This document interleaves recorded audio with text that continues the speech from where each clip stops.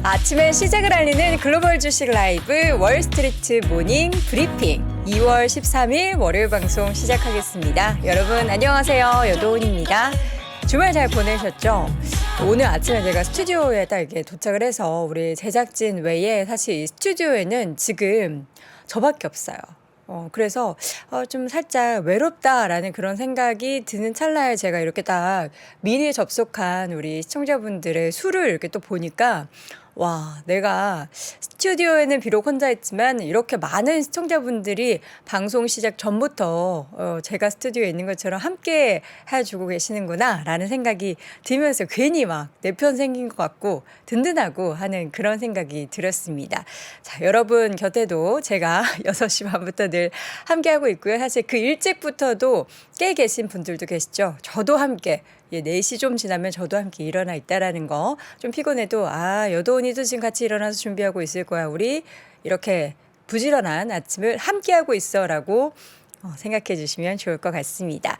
자, 오늘도 여러분과 함께 뉴욕 증시 전반적인 분위기 또 이슈 쭉 정리를 해볼 텐데요. 주말 사이에 마감했었던 뉴욕 시장 분위기는 제가 정리를 해보도록 하겠고요. 오늘 심층 인터뷰는 키움증권 이원주 선임연구원과 함께하도록 하겠습니다. 최근 미국에서도 우리나라에서도 핫했던 이슈 하나 있었죠. 챗 GPT 열풍 비롯해서 AI 관련한 이야기 좀 해보도록 하겠고요. 오늘도 월가의 소식은 미국 주식에 미치다 이항영 전문위원과 함께하겠습니다. 오늘 3% 하는 거 왜 잊으셨어요? 월요일이 아닌 줄 아셨던 거예요? 여도네커님 주말 잘 보내셨는지 물어보셨는데 저는 주말에 진짜 이번 주 주말 엄청 빠듯하게 놀았어요. 진짜 잘 놀았어요. 막 캠핑도 하고 불멍도 하고 이번 주 주말에도 사실 미세먼지가 엄청나게 심하긴 했지만 저는 이제 거의 밖에서 지냈고요. 어제도 이제 유튜브 편집하는 거 제외하고는 굉장히 좀 알차게 놀고 알차게 잤다. 엄청 잤어요. 여러분들도 잘 쉬셨던 그런 주말이 됐으면 좋겠고요. 잘 충전했으니까 또 이번 한 주 열심히 달려봐야겠죠? 뉴욕 증시는 우리가 열심히 놀 때 어떻게 마감이 됐는지 확인을 해보도록 하겠습니다.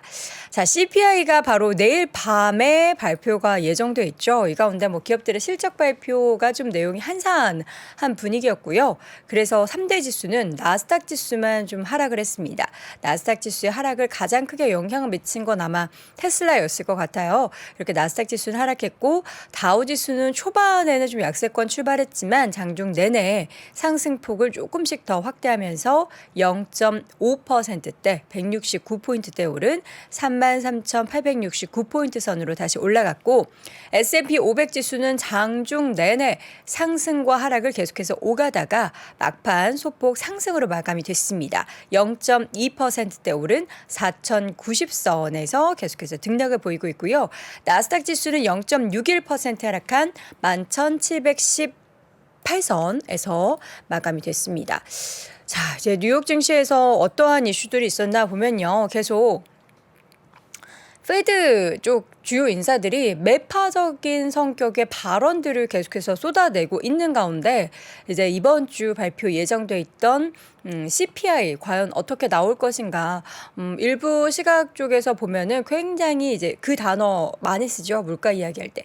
스티키. 굉장히 끈적끈적하게 물가의 지금까지 하락폭이 좀 컸다면 앞으로는 굉장히 그 하락폭이 더뎌질 것에 대한 우려가 나타나고 있습니다. 이 가운데 발표된 1년 기대 인플레이션, 미시간 대학이 발표를 했죠. 1년 기대 인플레이션 중간값이 4.2%로 기록이 되면서 3.9%에서 0.3%포인트 반등을 했습니다. 또 2월 소비자 심리 지수가 13개월 만에 최고치인 66.4를 기록하면서 전월에 64.9보다 개선되는 모습들. 이러한 지표의 개선은 경기 회복에 대한 소비자들의 신뢰도가 좀 강화됐음을 의미해서 뭐 이런 얘기들이 나오면 미국 경기는 여전히 좀 탄탄하구나라는 그런 생각을 갖게 합니다.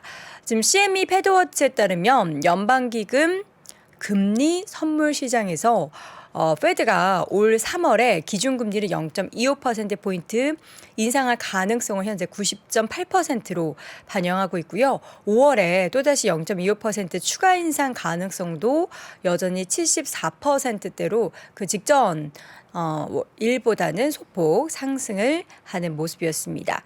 자, 이 가운데 이제 S&P 500 내에서 보면요. 사실 일부 섹터를 제외하고는 전체적으로 이 외에 한 8개의 업종은 더 오르는 그런 모습이 보였는데요. 이미 소비재, 통신, 기술주 일부가 약세를 보였습니다. 일단 맵을 함께 볼까요?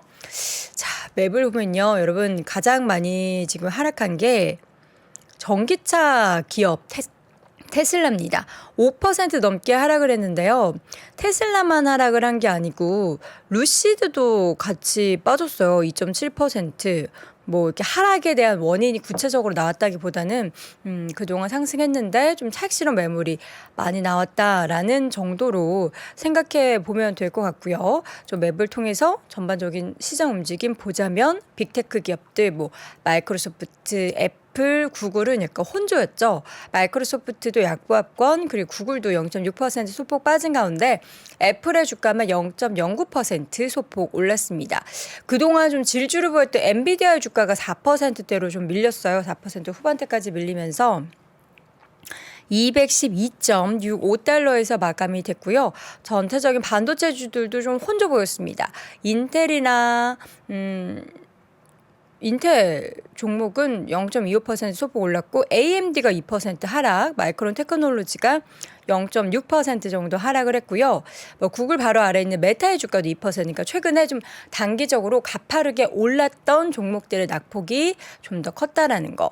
그리고 이제 이번 주 실적 발표 예정되어 있는 코카콜라는 보합 마감이 됐고요. 펩시코는 오히려 1.98% 올랐습니다. 월마트의 주가 1.5% 상승 보였지만 코스트코나 타겟 등의 종목들은 소폭 하락세 보였고요.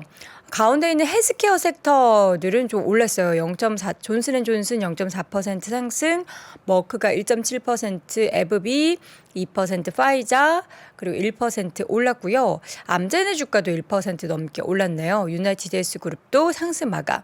그리고 우측으로 가면 이제 에너지주들이 유독 초록불을 진하게 켜고 있죠. 국제 유가가 러시아 감산 소식과 함께 배럴당 거의 80달러에 육박하는 주말 사이에 상승이 보였습니다. 자국산 석유 제품에 대한 서방 국가들의 가격 상한제에 맞서서 3월부터 하루 50만 배럴씩 석유 생산을 줄인다라고 발표를 하며 상방 쪽으로 압력을 가하는 그런 모습이었는데요. 국제유가 앞서서 말씀드렸듯이 WTI 기준으로 현재 79.76달러 선까지 올라갔습니다. 그래서 엑스모빌의 주가 4% 넘게 올랐고요. 쉐보롬도 2% 넘게 올랐고 코노코필립스도 4%대 강세를 보였습니다. 또 이 밖에 개별적인 종목들 보면요. 익스피디아 시장의 예상치를 밑도는 순이익과 매출을 발표하면서 주가가 8% 넘게 하락했고 페이팔 같은 경우에는 여기 보면요. 티커는 보이지 않지만 좌측으로 옮겨볼까요? 금융주 쪽으로. 티커에 이름은 보이지 않지만 초록불을 유일하게 켜고 있는 여기는 보이네요. 저는 왜 안 보이죠? 3% 넘게 상승을 하면서 마감이 됐습니다. 예상치를 웃도는 순이익 발표를 하면서 주가가 올랐고요. 차량 공유업체 리프트 얘기들이 아마 주말에 여러분께 많이 전해졌을 거예요. 리프트는 시장 예상보다 낮은 1분기 전망치를 내놓으면서 주가가 무려 30% 넘게 폭락을 했습니다. 이렇게 좀 많이 폭락을 해서 우버와는 왜 이렇게 다른가라는 그런 의구심을 만들게 해는 그러한 시장 분위기였습니다. 자, 내일 이제 CPI 발표 앞두고 좀 기술주 위주의 종목들은 좀 쉬어가는 모습, 그리고 그동안 종목들이 좀 많이 올랐다면 좀 쉬어가는 그런 분위기가 연출이 됐는데요. 앞으로가 더 중요하겠죠. 앞으로 시장 과연 어떠한 분위기 연출이 될지 잠시 후에 월가의 소식을 통해서 확인해 보도록 하겠고요. 또 최근에 저도 많은 관심을 갖고 여러분들도 관심을 가졌을 법한 그 이슈에 대한 이야기는 잠시 후 심층 인터뷰 키움증권 이원주 선임연구원과 함께 나눠보겠습니다. 환경을 생각해서 올해 입자. 2011년에는 블랙 프라이데이에 뉴욕 타임즈 Don't buy this jacket 광고를 내보내죠. 우리 옷을 또 사지 말라는 거예요. 아니, 자기 옷 사지 말라는 광고를 하는 회사를 보셨습니까? 시나드는 이런 말을 해요. 좋은 일을 하기 위해 해야 할 자원은 그 회사에서 나온다라고 말을 합니다. 회사 매각이나 상장을 통해서 더 큰 돈을 벌 수 있지 않느냐, 이런 질문이 항상 따라다녔습니다. 그는 상장 기업이 되면 주주 이익을 위해서 자신들의 가치에 부합하지 않는 그런 일들도 해야만 하기 때문에 이걸 거부해 왔다라고 말을 합니다. 심지어 그는 공공토지의 맹렬한 옹호자이기도 해요. 트럼프 대통령이 보호구역 규모를 대폭 축소하려는 움직임을 보였어요. 홈페이지에 대통령이 당신의 땅을 훔쳤다 뭐 이런 글을 올리면서 강력하게 비난을 대놓고 했습니다. 그리고 시나드가 텔레비전 광고에 딱 한 번 나왔는데요. 그때도 환경보호 활동을 홍보하려고 나왔었어요.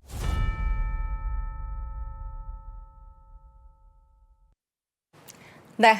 삼프로TV 쇼츠와 함께 좀 바빠 현대사회 속에서 살고 계신 분들은 짧게나마 이런 관련된 컨텐츠 보시면 좋을 것 같습니다. 자, 월스트리트 모닝 브리핑 함께하고 있는 시가 6시 42분 지나고 있고요. 이번에는 오랜만에 뵙네요. 키움증권 이원주 선임연구원 함께합니다. 어서 오세요. 네, 안녕하십니까. 네, 반갑습니다. 자, 오늘은 일단 어떤 주제인지부터 좀 말씀을 해주시죠. 보니까 지난번에 글로벌 라이브도 나가셨더라고요. 네, 맞아요. 네. 네, 월스트리트 모닝 브리핑 독점하고 싶은데 나누도록 하겠습니다. 네. 일단은 오늘은 세 가지 포인트로 네. 좀 말씀을 드리려고 하고요.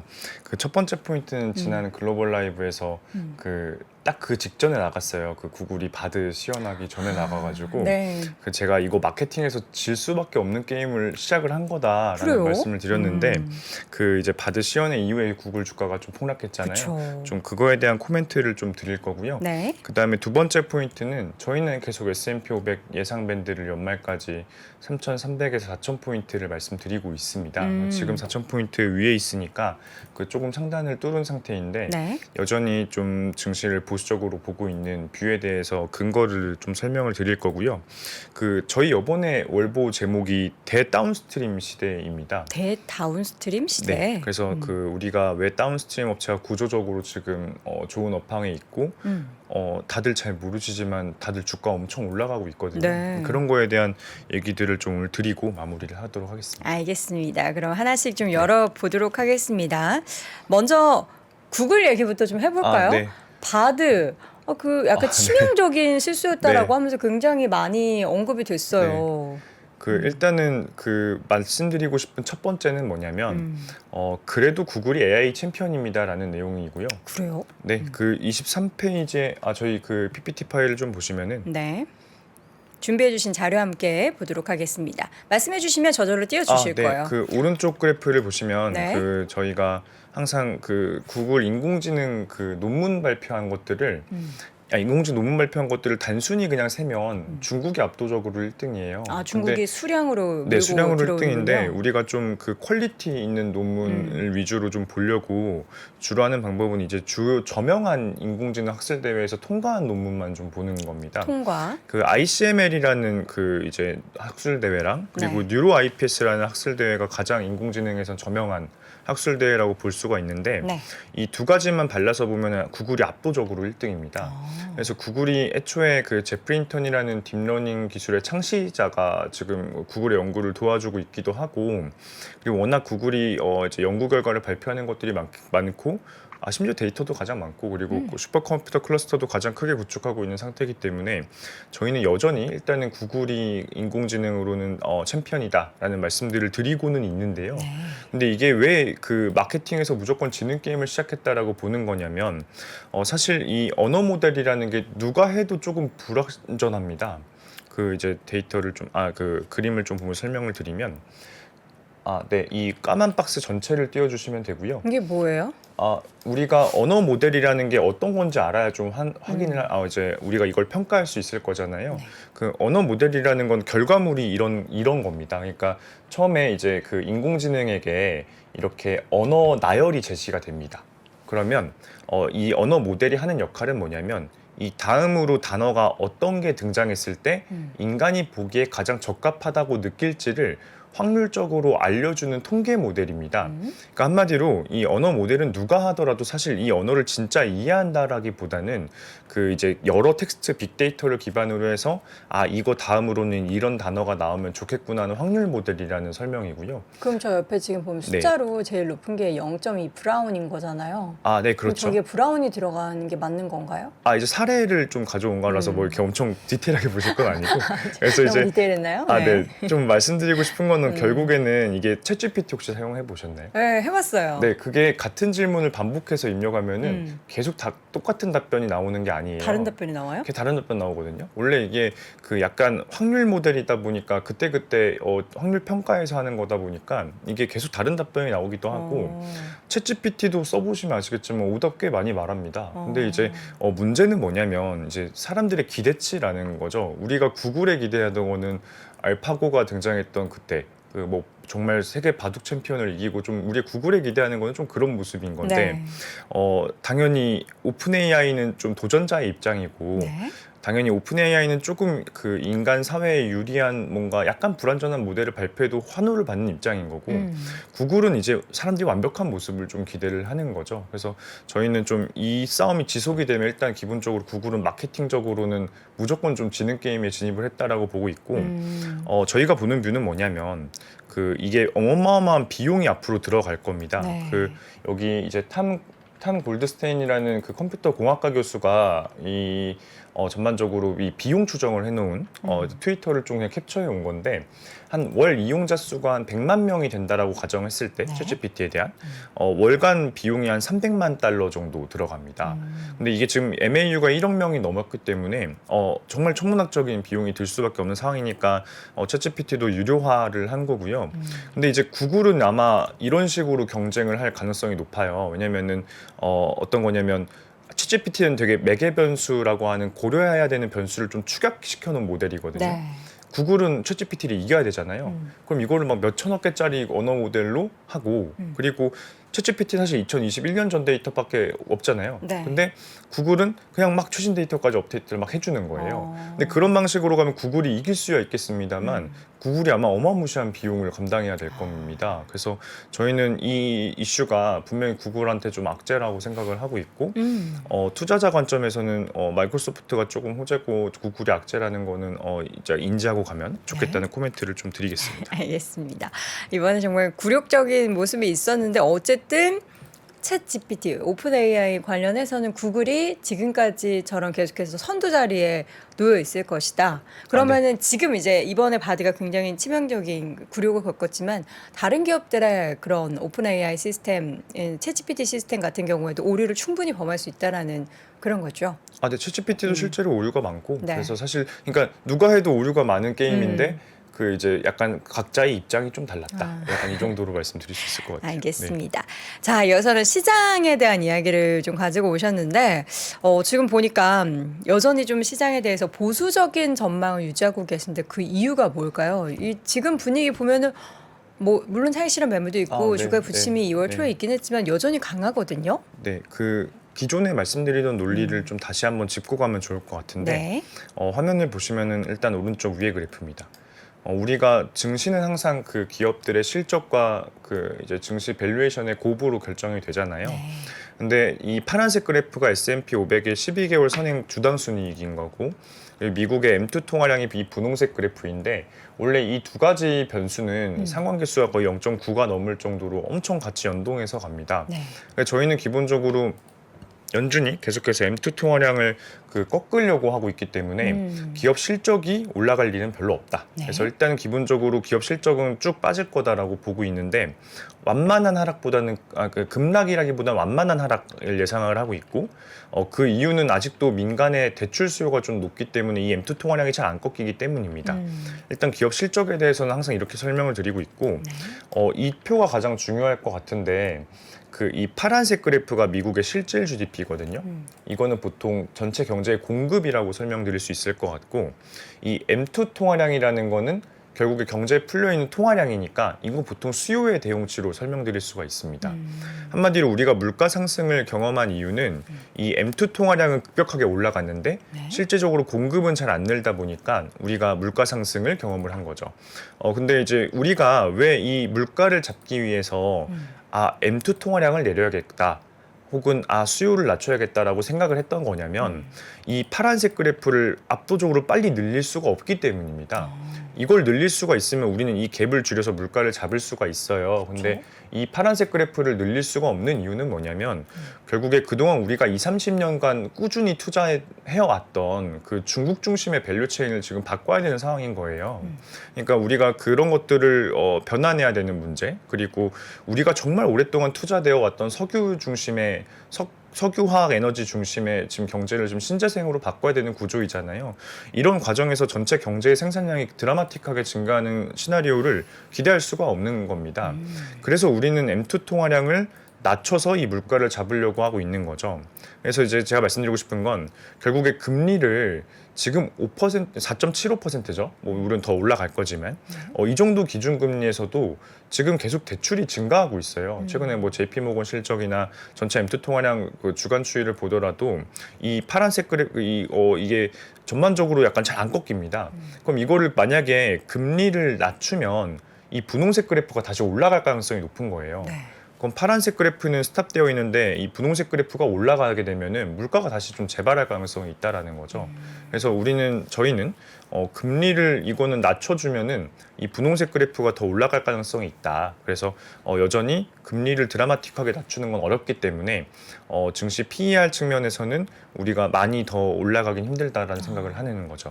그러면 네. 이제 여기서 주가가 엄청나게 하락에 대한 얘기보다는 그렇죠. 제한적인 네, 맞습니다. 흐름에 좀- 대해서 말씀하시는 거군요. 네, 박스권 흐름을 좀 예상을 하고 있고요. 그다음에 오른쪽 그래프는 어떤 거냐면, 보통 증시의 PER을 이 역수로 뒤집어 보면 주주요구 수익률이라는 개념입니다. 네. 채권에서 이자율이라고 보시면 될 것 같고요. 근데 이거에서 이제 그 10년물 금리, 채권 금리를 빼면 우리가 주식 리스크 프리미엄을 계산할 수가 있습니다. 이 주식 리스크 프리미엄이라는 거는 결국에 높을수록 우리가 이 리스크에 대해 되게 많이 평가해주고 있다. 그리고 낮을수록 우리가 좀 리스크를 관가하고 있다라고 해석할 수가 있는데, 이미 저희 지금 주식 리스크 프리미엄이 S&P 500 기준으로 2004, 5년 레벨까지 내려가 있습니다. 그러니까 시장이 이미 굉장히 좀 긍정적으로 증시를 바라보고 있는 현황이라고 보시면 될 것 같고요.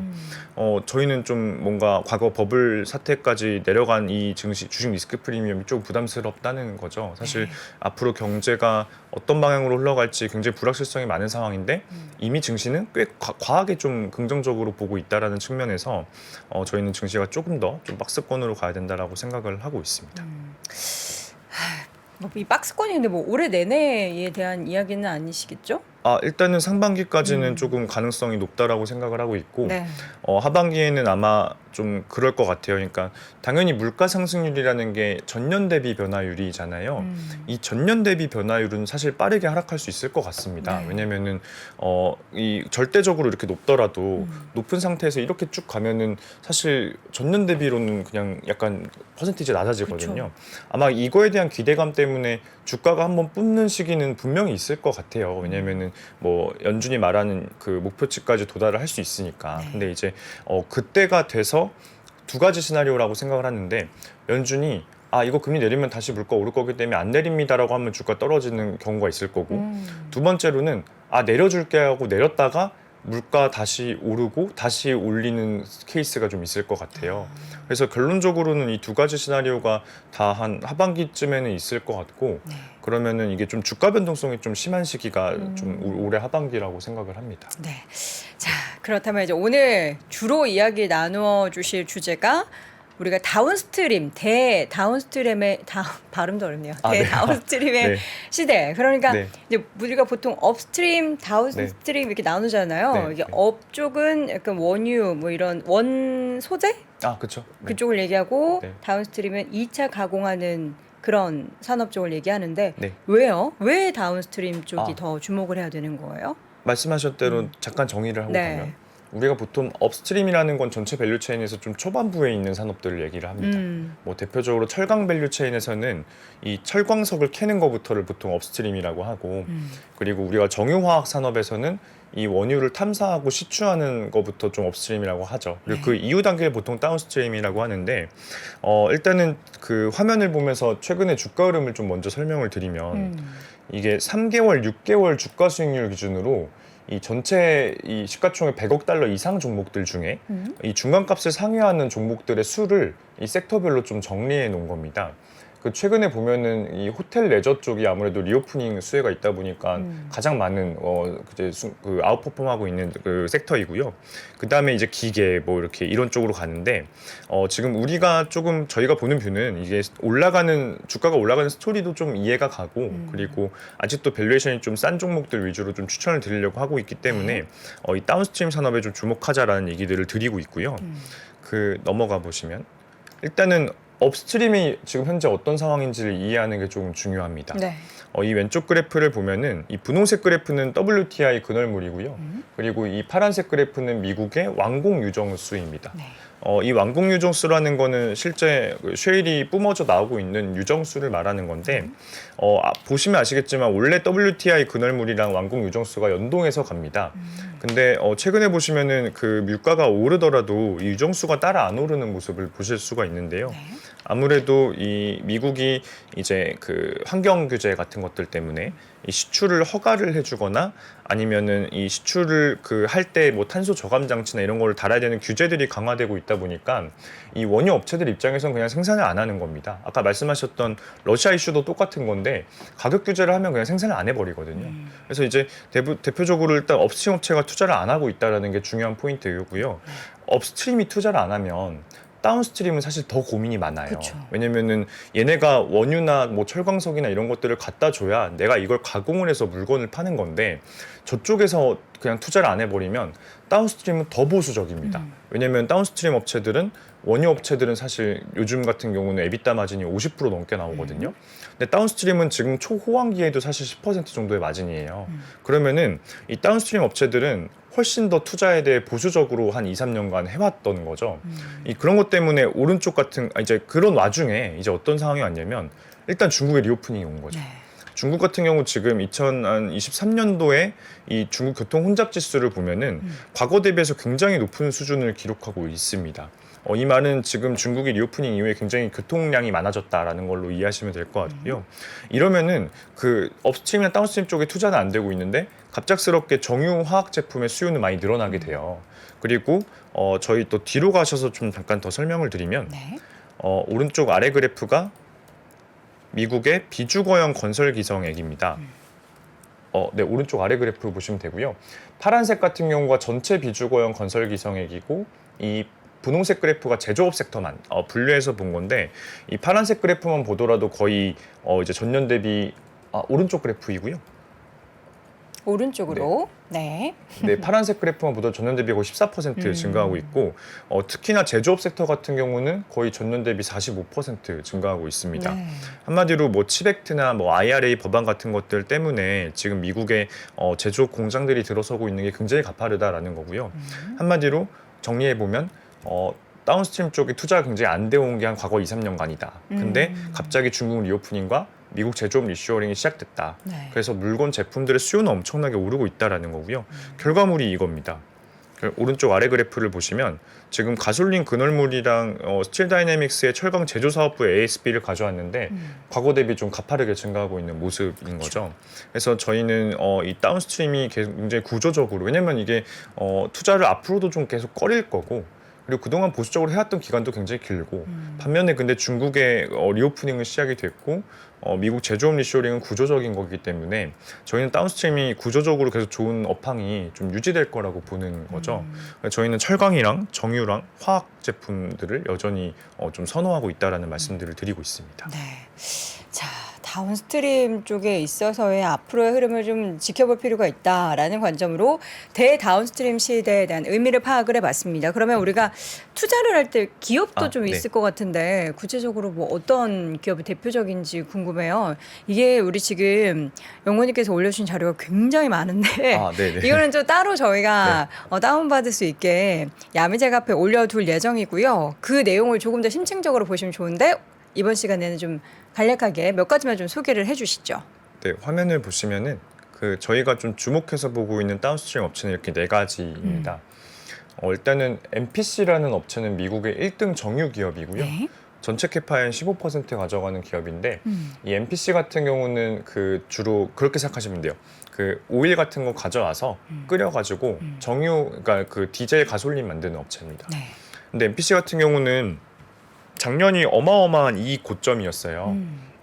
왜냐하면 작년에 러시아 우크라이나 이슈 터지면서 아시아나 천연가스 수급이 다들 부족해지니까 다들 전력비가 많이 오르면서 뭐 러시아나 아시아 쪽 정유소들이 다 공장을 좀 중단하고 그랬었거든요. 그래서 작년이 어마어마한 실적 고점이었기 때문에 앞으로 실적은 좀 감소하는 그림으로 나오기는 합니다.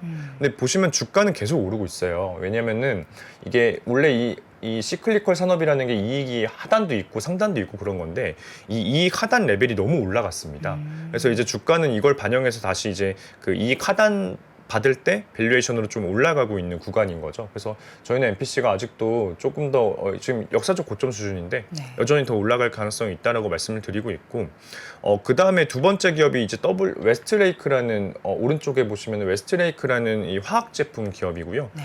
이 화학 기업 같은 경우는 폴리에틸렌, 흔히들 좀 아시는 플라스틱 같은 것들을 많이 만듭니다. 그래서 이 기업 같은 경우는 말씀드렸던 논리대로 캐파 투자는 덜 되어 있는데 중국에서 이제 약간 리오프닝이 시작되고 경제가 좀 반등을 하기 시작을 하면은 이런 화학 제품 가격이 많이 오르기 때문에 이 기업은 실제 실적도 조금 이제 업턴으로 돌아서는 환경인 거고 아직 밸류에이션도 과거 대비 좀 낮은 12배 정도 수준이기 때문에 여전히 좋게 보고 있는 기업이고요. 다음으로 왼쪽 아래를 보시면은 이거는 좀 비교를 해드리려고 가져온 기업인데 일단 뉴코어가 미국의 1등 철강사입니다. 근데 뉴코어 같은 경우는 이미 지금 히스토리컬리 하이 밸류에이션을 기록을 하고 있어서 약간 좀 지금 상황에서는 좀 비싼 것 같아요. 근데 오른쪽 그래프에 스틸 다이내믹스라는 기업을 보면은 여전히 조금 더 밸류에이션 룸이 많이 남아 있거든요. 오른쪽 그래프이고요. 네. 스틸 다이내믹스 같은 경우는 이제 보통 철강을 이제 약간 기초적인 제품을 만드는 사업부가 있고 그리고 철강 제조 사업부가 따로 있어요. 패브리케이션이라고 영어로는 좀 표현을 하는데 이쪽 제조 사업부에서는 좀 철강이 구조적으로 복잡한 철강들을 약간 재가공해서 만드는 사업부거든요. 근데 보통 주택을 만들 때는 뭐 그냥 철근 같은 거 쓰이고 그러는데 이게 막 물류센터를 짓는다거나 제조 공장을 지을 때는 좀 더 복잡한 구조의 철강들이 많이 쓰입니다.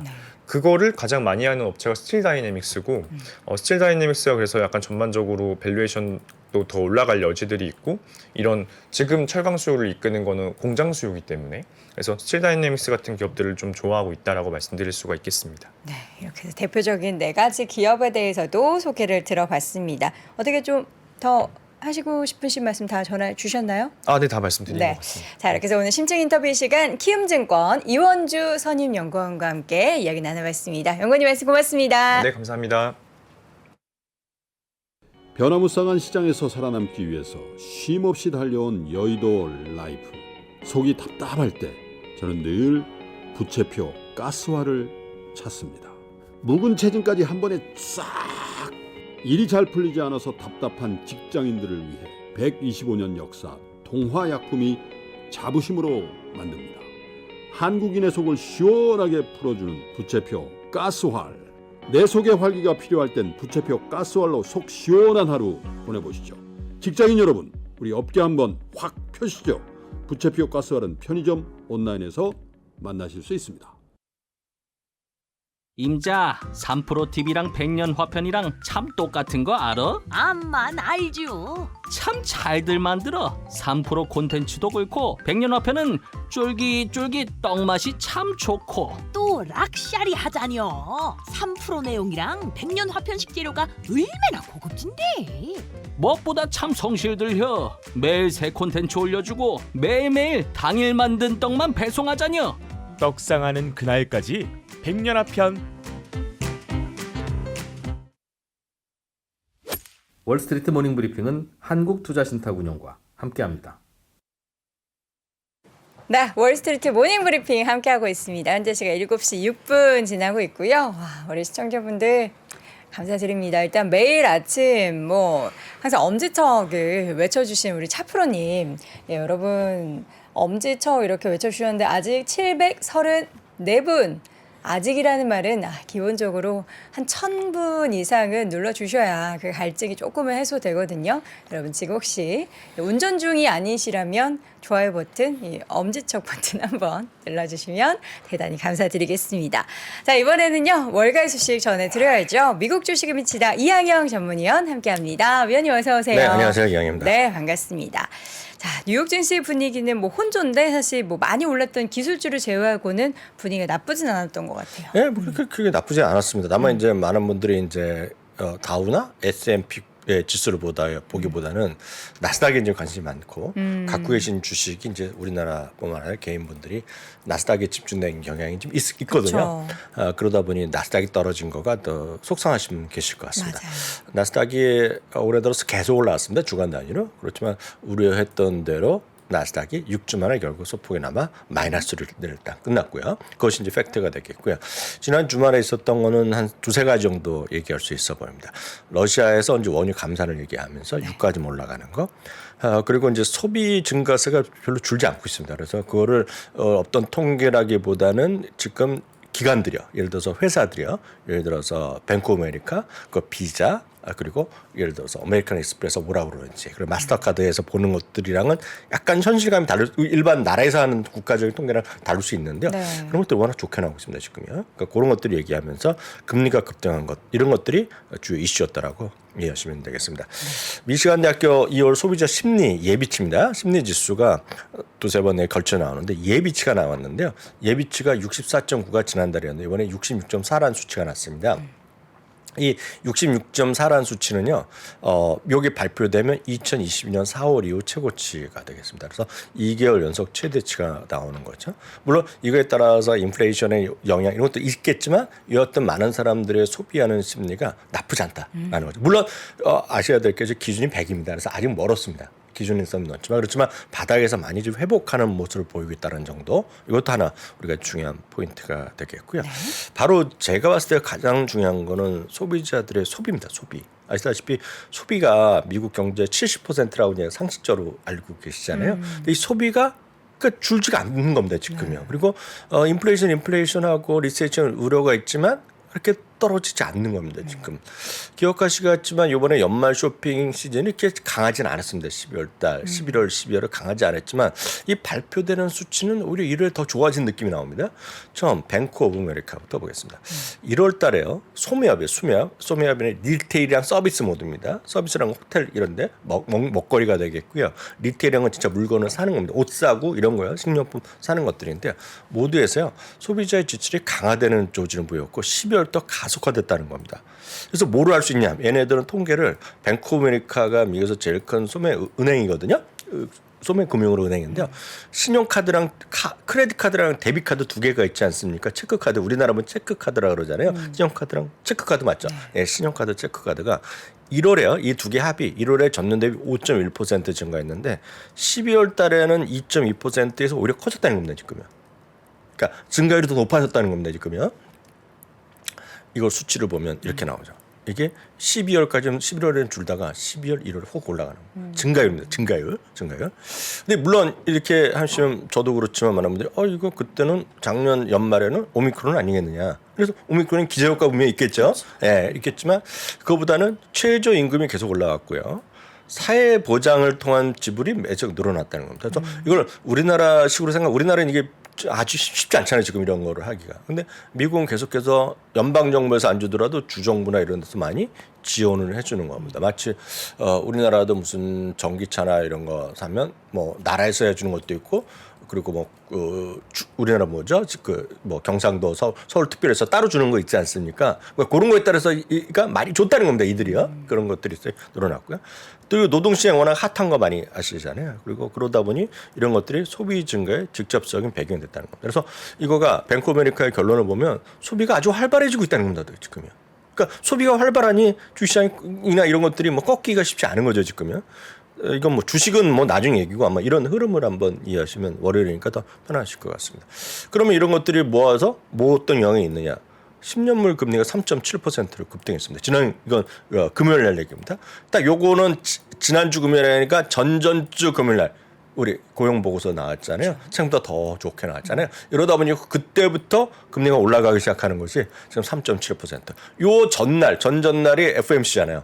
그때 기억하세요. 이거 3.38, 3.49 왔다 갔다 하다가 결국 조금씩 올라가면서 4.0으로 끝났던 거 기억하시잖아요. 3.4에서 3.5 갔었는데 이게 3.74까지 갔다는 겁니다. 그래서 금리가 올라가는 것은 늘 말씀하는 절대 금리가 낮고 높은 것도 중요하지만 방향성이거든요. 방향성이 금리가 올라가는 것은 마이너스 요인이 되겠고 그러다 보니 미국 달러도 조금씩 또 소폭 반등하는. 물론 이게 아직 추세 반전됐다라고 얘기를 할 수는 없지만 이거보다는 상당히 좀 낮아져 있죠.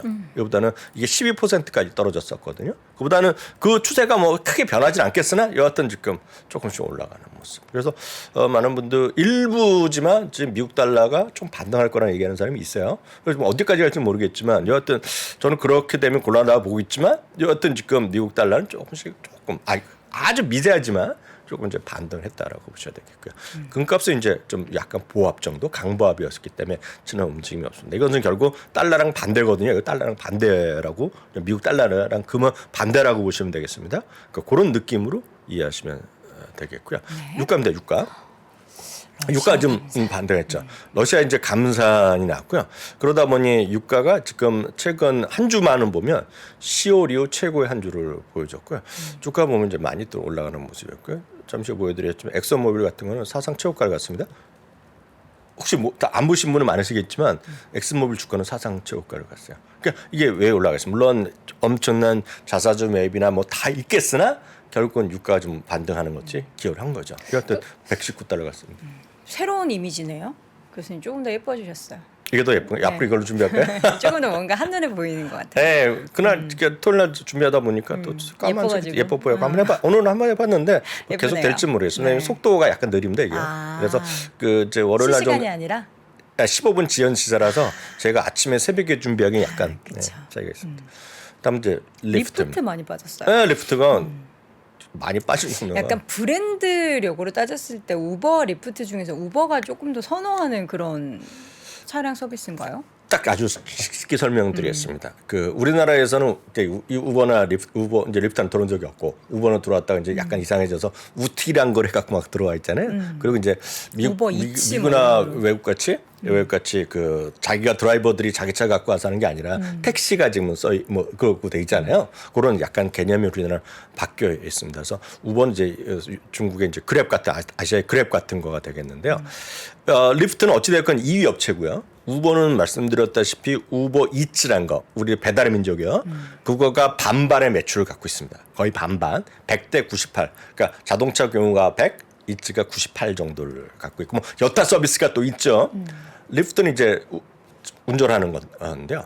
아시겠지만 우버나 리프트는 같은 사람이 두 개 서비스하는 사람이 거의 대부분입니다. 거의 대부분. 나는 리프트만 하겠다. 나는 우버만 하겠다는 사람은 없어요. 이거는 소비자도 마찬가지.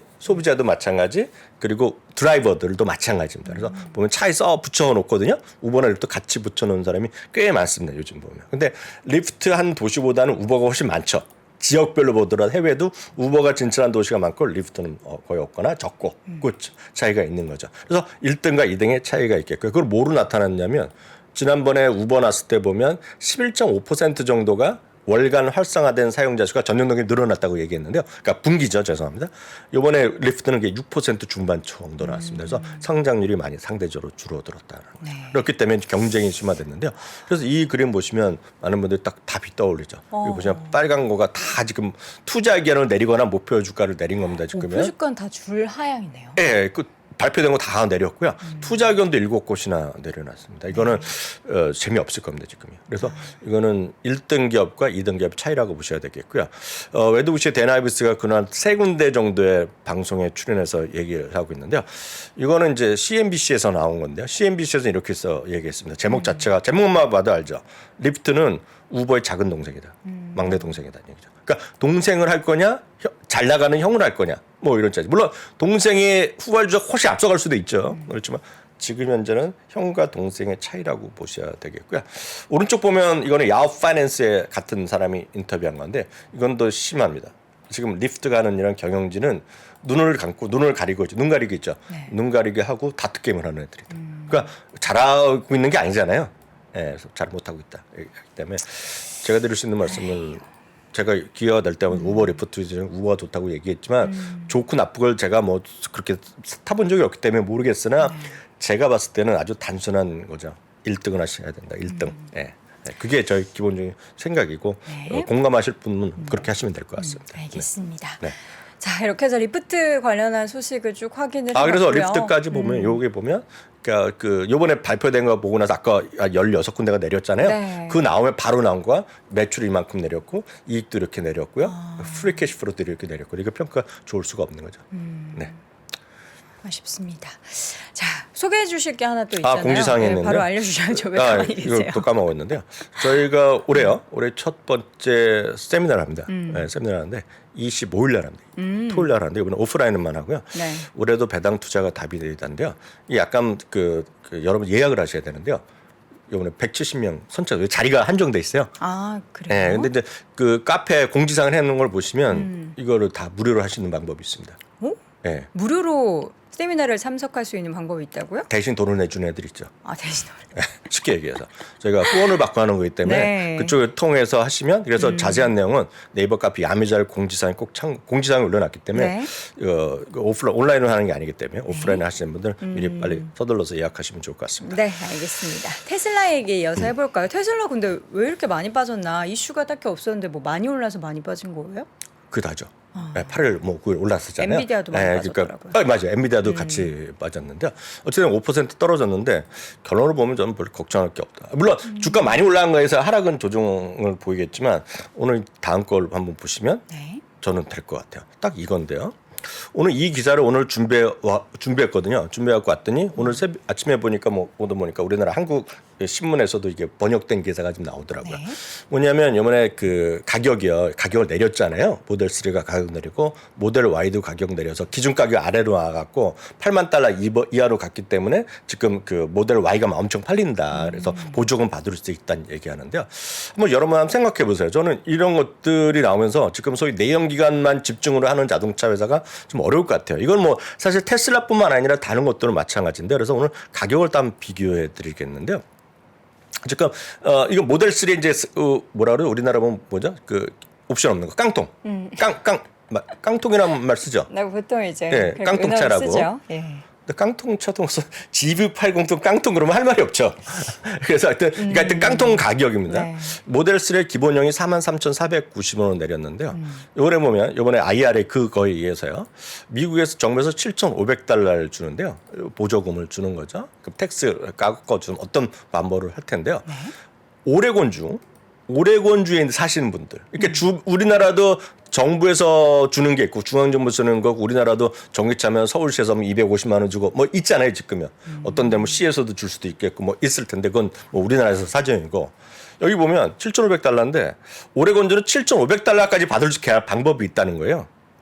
왜냐하면 기본적으로 2,500달러 또 줍니다. 오레곤주에 사신 분들은요. 보조금을요? 네, 그 사는 사람 주는 거예요. 이 전기차 산다 그러면. 근데 오레건주는 제가 알기로 오레건주는 또 세일즈 텍스도 없는 거로 알고 있거든요. 그래서 많은 사람들이 그 오레건주에 이제 쇼핑을 하는 사람들이 있는데 여튼 모르겠습니다. 여튼 오레건주가 가장 뜨는 도시 중에 하나인데 요즘에 포틀랜드가 있는 도시거든요. 거의 주인데요. 어찌됐건 그건 주마다 다 다르겠지만 여러분들 미국이나 캐나다 계신 분 다 제가 다 다르기 때문에 그때 오늘 뉴스는 오레건주를 얘기하는 겁니다. 주별로 뭐 주는 데도 있고 덜 주는 데도 있겠죠. 기본은 $2,500인데 소득 수준에 따라서요. 소득 수준에서 보면 로우 인컴부터 미들 인컴까지 해서 또 차이를 주는데 최대 $5,000까지 또 준다는 겁니다. 그러니까 약간 소득이 적은 계층에 보면 다 합해서 43,490에서 15,000원 깎아준다는 겁니다. 지금요. 그러면 이게 가격이 26,000 얼마까지 살 수 있다는 거예요. 27,000달러 수준에 살 수 있다는 거예요. 정확히 보면 26,490달러까지 살 수 있다는 거예요. 정부 보조금이 진짜 다양하게 있네요. 그렇게 되면 도요타 코롤라 깡통이요. 도요타 코롤라는 인기가 없지만 미국에선 수십 년째 제일 많이 팔리는 차종입니다. 그러니까 일반적으로 우리나라 아반떼 있죠. 네. 아반떼랑 그 사이라고 보시면 돼요. 우리는 아시는 분 계실 것 같습니다. 그게 깡통이 26,500달러고요. 제가 오늘 막 찾아봤어요. 막 오면서 찾아봤더니 현대 소나타가 미국의 2.0이 아니라 2.5가 기본인 것 같아요. 그게 뭐 25,000달러 정도 하는 이 가격이 비슷한 것 같아요. 깡통 가격. 그럼 비슷한 가격에 다른 모델보다 이렇게 보조금 받게 되면은 테슬라를 선택할 가능성이 높아진다라는 말씀하시려는 거죠? 그래서 이 기사는 그냥 우리나라 번역 기사 약간 추가된 거 보면 내연기관 자동차가 어렵다는 얘기죠.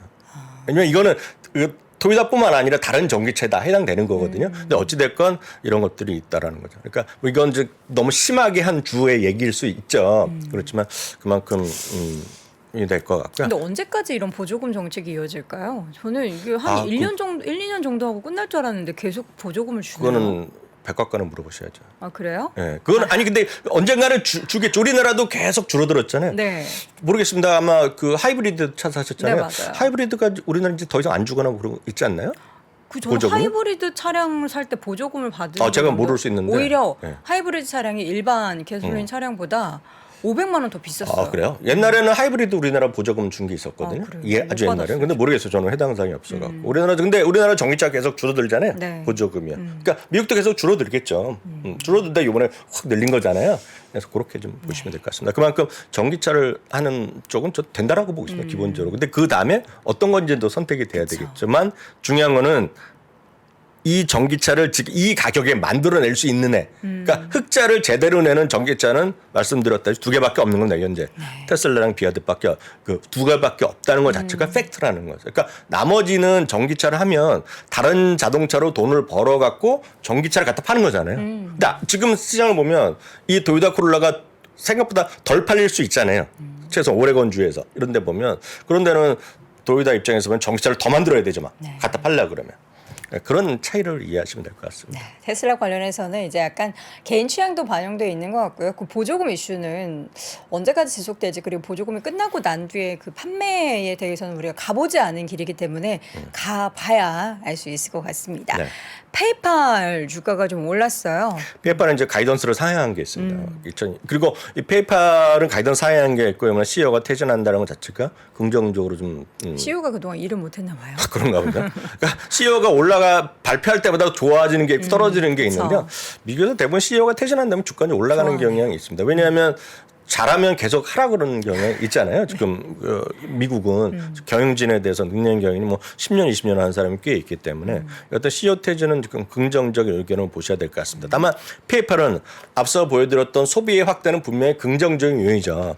아마 말씀드렸다시피 페이팔이라는 것 자체가 소위 간편 결제의 최고였는데 압도적이었는데 점유율이 줄고 있는 거죠. 점유율이 왜 줄겠습니까? 말씀드렸다시피 여러분들이 모바일에서 모든 것을 물건을 사잖아요. 주문할 때 우리나라 보면 네이버페이, 뭐 카카오페이, 뭐 삼성페이 이렇게 들어가잖아요. 근데 보시면 이제 뭐 사파리나 예를 들어 모바일에서 모바일 사파리나 뭐 하는데 보면 자기네들이 이제 애플 같은 거 자기네들 기본적으로 선정해 놓잖아요. 자기네가 모든 거 허가받고 모든 걸 해갖고 앱으로 하잖아요. 웹은 모바일 웹은 다르지만 앱은 다르잖아요.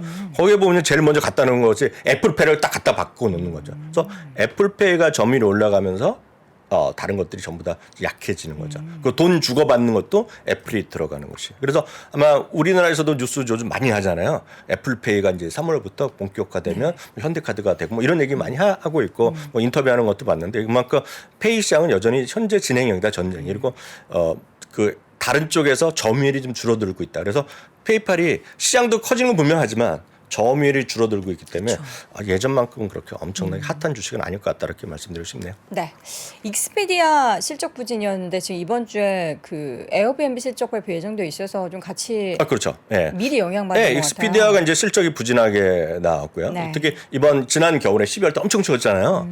그래서 캔슬이 많았는데 그래서 이제 주 실적이 아주 안 좋게 나왔고 8%가 떨어졌는데 덩달아 떨어진 것이 에어비앤비입니다. 덩달아 근데 에어비앤비는 관심 있는 분 많을 텐데요. 네. 2월 14일 날 실적 발표하는데 참고적으로 이런 정도의 좀 전망치가 나오고 있다는 것 정도. 이런 정도면 간단하게. 눈높이는 많이 낮아져 있어요. 많이 낮아져 있지만 왜냐하면 이게 다 그 캔슬이 많아서 그런 건데요. 단점으로 보면 지금 실적 발표 나야 됐지만 에어비앤비가 워낙 사람들이 많이 갖고 이제 이번 시즌에 겨울 공실이 사람들이 그만큼 돈은 못 벌었다는 얘기입니다. 에어비앤비는 좋을지 모르지만 그 호스트들의 입장에서 보면 공실이 좀 상대적으로 늘어났던 비판도 있기 때문에 뚜껑 열려봐야 될 것 같습니다. 알겠습니다. 실적 발표 내용은 저희가 이 시간을 통해서 오전마다 전달해 드리도록 하겠습니다. 자, 오늘도 월가의 소식 미국 주식에 미치다 이항영 전문위원 함께했습니다. 위원님 고맙습니다. 네. 네, 월스트리트 모닝 브리핑 월요일 상큼하게 시작해봤습니다. 제가 이제 여러분들 좀 기분 좋으시라고 샛노란 옷을 병아리처럼 입고 나왔는데요. 댓글에도 그런 글이 있더라고요. 오늘 여도원 앵커의 옷 색깔처럼 시장도 상큼했으면 좋겠다. 상큼하게 오르는 국장도 이번에 보도록 하겠습니다. 저는 내일 오전 6시 30분에 다시 돌아오겠습니다. 여러분 고맙습니다.